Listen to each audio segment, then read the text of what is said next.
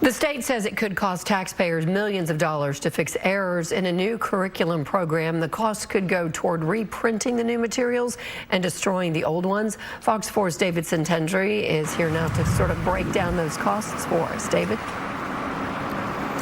Hey, Heather, yeah, we've known for months now that there are thousands of errors in the Bluebonnet curriculum, but now we're finding out it's going to cost millions of taxpayer dollars to fix.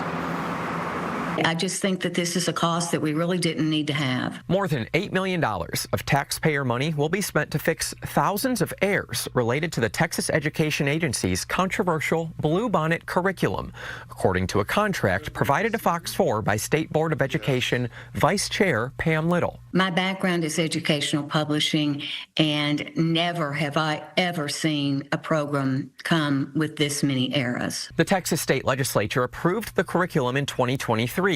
It drew criticism because parts of the curriculum incorporate lessons drawn from Bible stories. It's not required learning in all Texas school districts, but it's incentivized. Districts get $60 per student.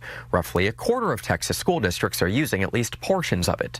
It was published last year, but back in February, the State Board of Education approved fixing 4,200 errors found in the materials. The TEA says about half of the errors were in response to teacher feedback or grammatical errors. In doing a little bit further research, it seems like 1,900 of them were actual errors, and 1,062 of those were licensing issues, meaning that they had used images that they did not have the approval to use. Initially, the TEA did not disclose how much it would cost to fix. The $8 million expense is comprised of reprints, shipping, and disposal of old texts, according to the contract we've seen. So that involved reprints, and the way the state of Texas works with these reprints is when there's errors that need to be corrected, updates, things like that, then the publisher is the one that covers that cost.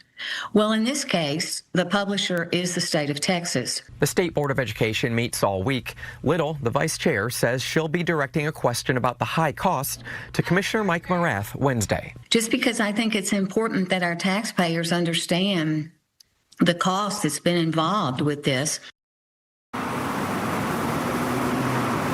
I reached out to the TEA earlier today for a reactionary statement to that cost, that $8 million number. At this point in time, haven't heard back. We'll let you know when we do. For now, Heather, Steve, back to you. All right, David Centendry, thank you.